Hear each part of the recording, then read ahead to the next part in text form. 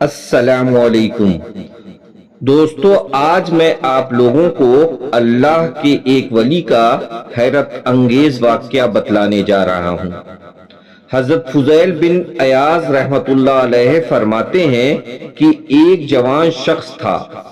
ایک دن مسجد میں آیا تو لوگوں سے کہنے لگا، مجھے بھوک لگی ہے، روٹی کھلاؤ۔ لیکن لوگوں نے کوئی توجہ نہ دیا۔ پھر دوبارہ کہنے لگا، میں اللہ کا بندہ ہوں، اللہ اللہ کرتا ہوں، مجھے بہت بھوک لگی ہے، مہربانی کر کے روٹی کھلاؤ۔ لیکن پھر بھی کسی نے خیال نہ کیا۔ کہنے لگے، تیرے جیسے بہت درویش دیکھے۔ مسجد کے اندر وہ اللہ تعالی کا بندہ بھوک کی وجہ سے انتقال کر گیا۔ جب فوت ہو گیا تو لوگوں نے دیکھا۔ پھر امام صاحب تک بات پہنچی۔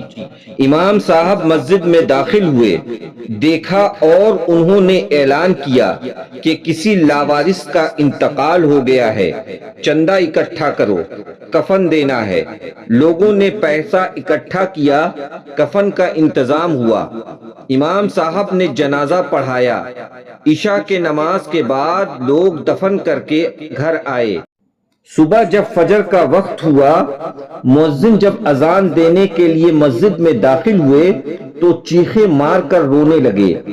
امام صاحب اور لوگ بھی اکٹھے ہو گئے۔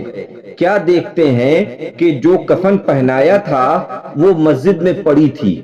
قریب گئے تو دیکھا کفن پر تحریر لکھی تھی کہ میرے دوست نے روٹی مانگی، تم لوگوں نے نہیں دی۔ میرا بندہ تمہارے کفن کا محتاج نہیں ہے، سنبھال کر رکھو اپنا کفن، میں نے اسے جنت کا لباس پہنا دیا۔